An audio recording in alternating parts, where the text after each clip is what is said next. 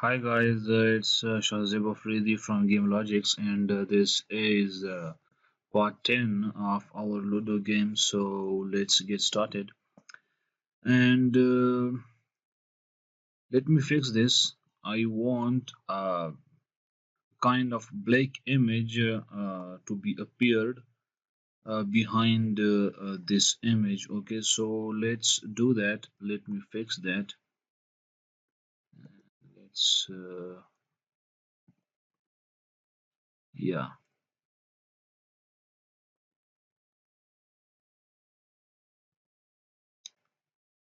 Okay. And where?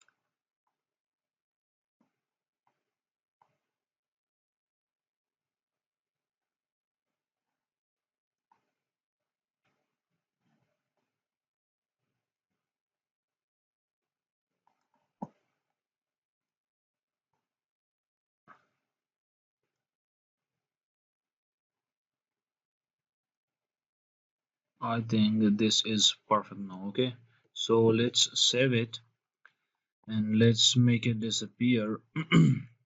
Okay, so now what I need to do is we are completely done with our I think UI stuff, and I think the players are a bit bigger. Let's make them a bit smaller and let's make them 50 and yeah. And I think it's good. Okay, so because it will take some time if I make the changes to all the colorful border, I think it looks good now. Okay, let's say make it 55.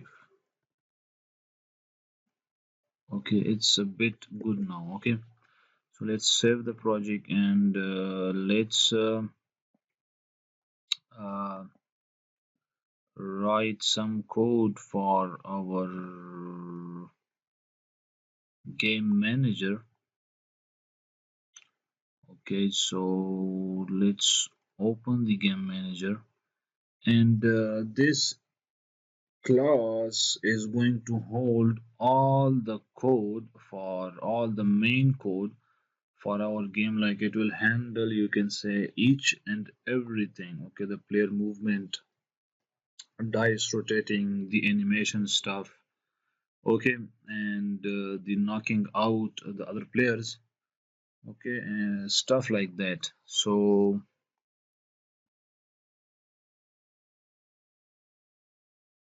it will do all the work. Okay, so let's create some variables. Like the first one, I'm going to need the private one. Yeah, and the data fields are the variables. They are private by default. If you don't try it private, they will be treated as private. But I like things to be explicit. Okay, so private int total red house and green and house and total blue in house, and the last one total yellow house. Okay, so these variables, these four variables will hold like how many players we have successfully we have met them,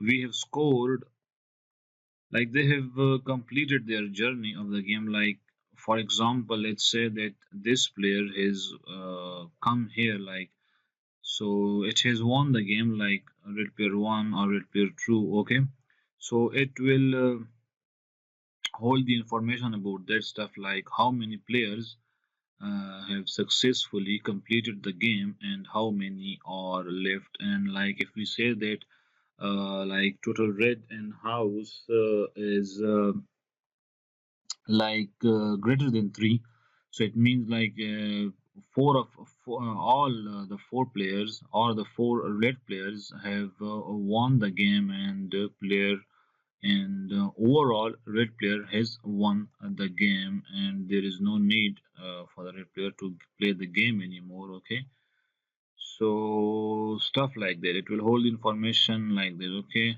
when we will proceed in the coding, you will know, like okay, you will know how they are actually how we are going to use them in the actual game. Okay, so but this was the main idea. Okay, and let's create uh, a game object for frame red, frame green, frame yellow, frame blue.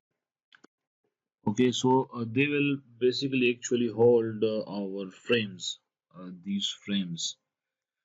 Mm,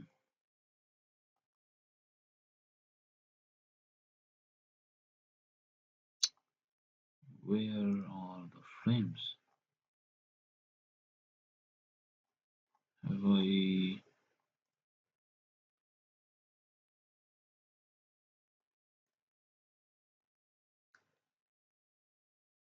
Have I created the frames or not?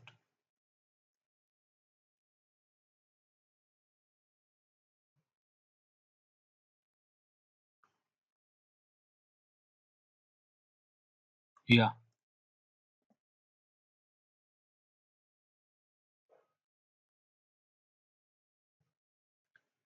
yeah, I've created the frames. These. Okay, so these game objects will hold those frames. Okay, and let's create a game object for like red player 1 border and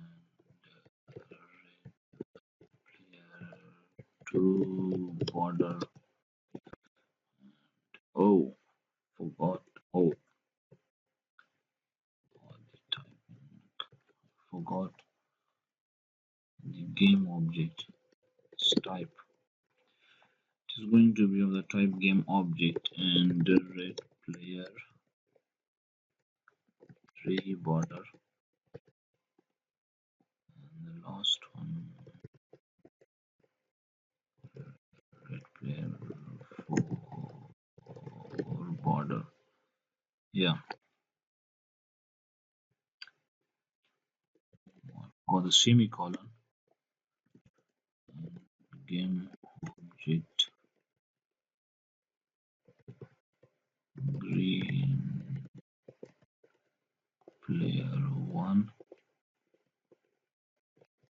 border, green player 2 border, green player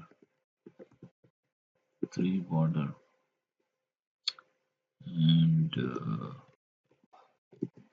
green player 4 border, game object for our blue player 1 border, blue player 2 border,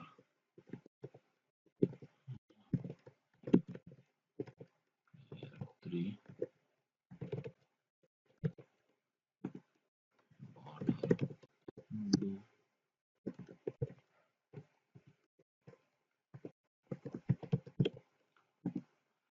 border, and what the hell did I do? Game object for the last one, yellow player 1 border, and yellow player 2 border, and yellow player 3 border, the last one, yellow player 4 border. Yeah. And let's create vector 3 positions for our uh, okay. So these variables, they all will hold, they will be able, they will, these variables or these data fields will be able, what the hell am I saying? They will be responsible for, they will make appear the border, like whenever we are about to um, come out of our homes, like these borders, okay, these colorful borders, they will be responsible for appearing and disappearing these borders, okay, and be like, in the start of our game, when we will start the game, these borders, they won't appear, okay, only these knobs, these player knobs, will be there for us, okay, they will only, they will appear in the start of the game, without these borders, okay, these borders will not be there, okay,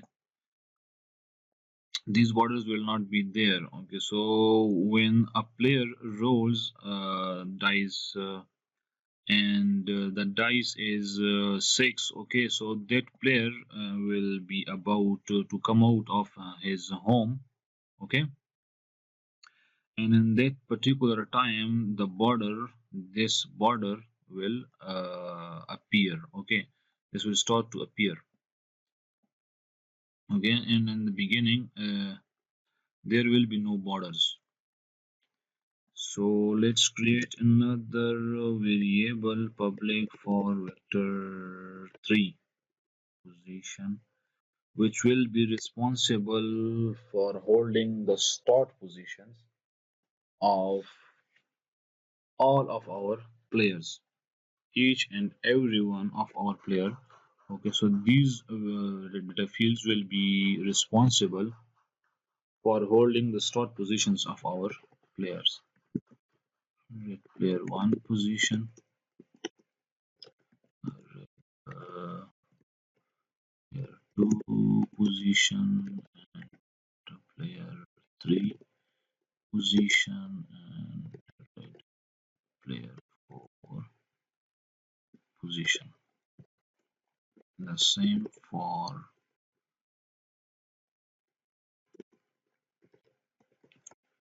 green player 1 position, and green player 2 position, green player 3 position, green 4 position, Same for blue.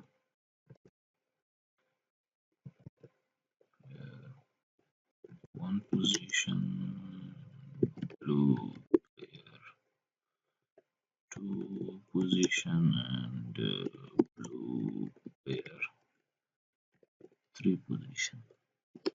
The last one blue player, four position. For the red, for the yellow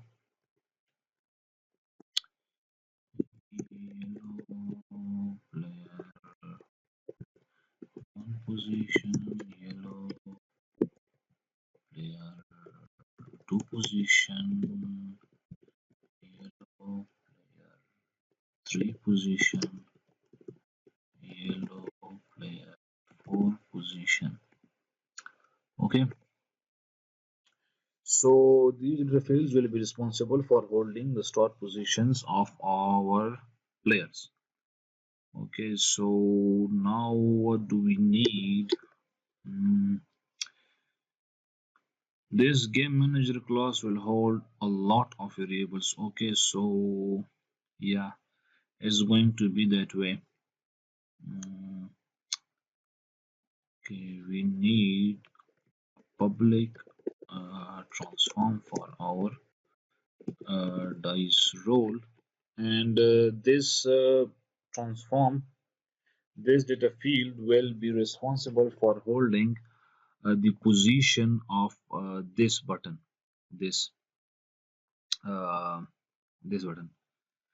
Okay, so it will be responsible for holding the position of this button, and whenever we would like to switch its position, like we want to switch it to the red one and the green one, blue one, yellow one, then the variables for that purpose are going to be red dice roll red dice roll, and green dice roll, and blue dice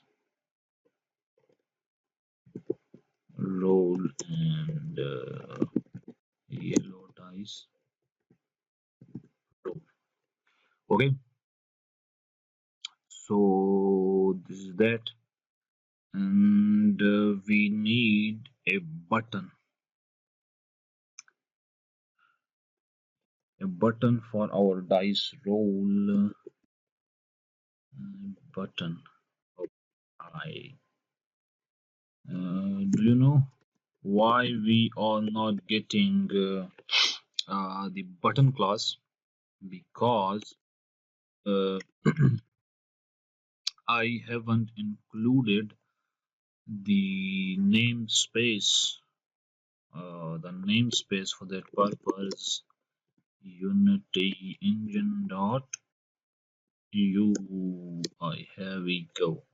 Okay, now we can access, because the namespace UI engine contains the classes and the interfaces and the methods, all the stuff that is required to handle our UI elements like buttons, texts, images, so on and so forth. Okay, so let's create a button,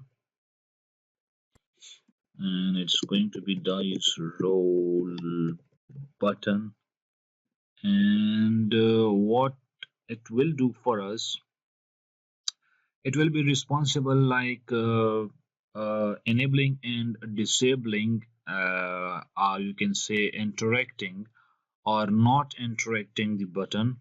Okay, so let me show you. It has a property like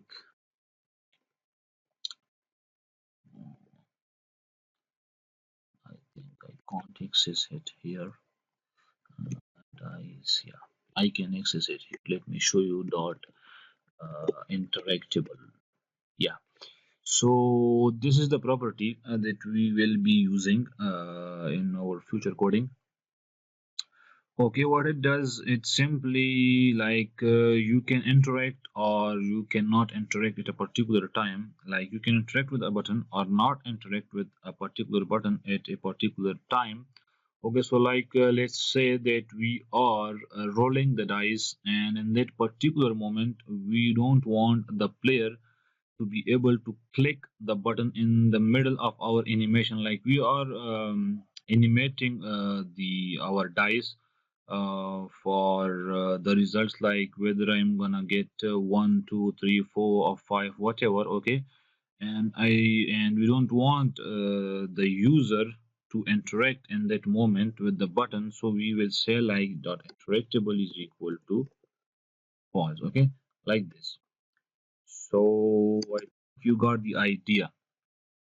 Okay, so like when you are going to able to interact with the button, and when we are going to restrict the user to interact with the button. Okay,